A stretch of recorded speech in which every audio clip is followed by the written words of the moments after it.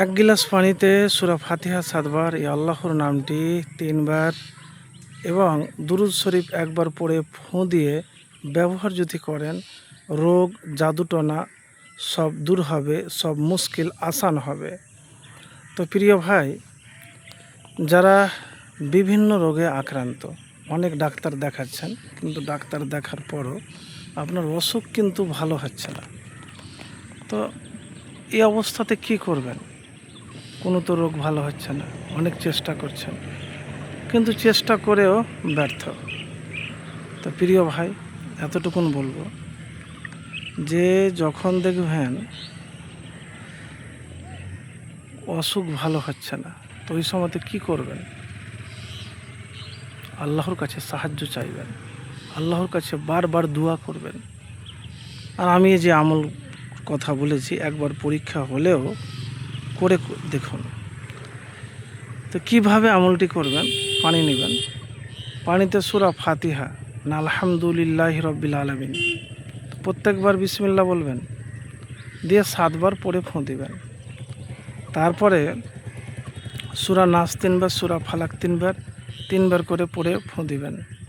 তারপরে আল্লাহর নামটি ইয়া লাতিফু পড়ে ফু দিবেন। দুরূদ শরীফ একবার পড়ে ফু দিবেন।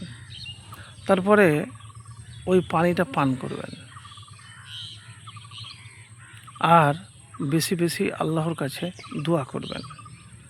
দেখেন ভাই, এতটুকুন বলবো আপনাকে যে বালা মুসিবত এটা মানুষের ব্যাপার নয়, দূর করে দেবে কেউ, একমাত্র আল্লাহ হলো সর্বশক্তিমান, তার কাছেই চাইতে আপনাকে হবে। তো অনেক ভাই আছেন, বন্ধু আছেন, যে টাকা পয়সা অনেক কিছু খরচ করেছেন, কিন্তু খরচ করার পরও আপনার রোগ বালা মুসিবত দূর হয় না। তো এই আমল একবার করে দেখুন।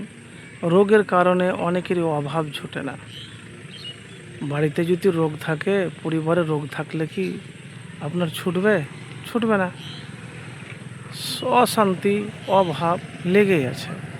তা আমি যে এটা জীবন ভাই, আর এই জীবনে সবচেয়ে বড় টেনশন হলো যে যখন আপনার রোগ থাকবে, বালা মুসিবত থাকবে, তখন কিন্তু কুলিয়ে উঠতে পারবেন না। তাই প্রিয় ভাই, এতটুকুন বলবো আপনাকে যে এই করে দেখুন, আমল করে দেখুন।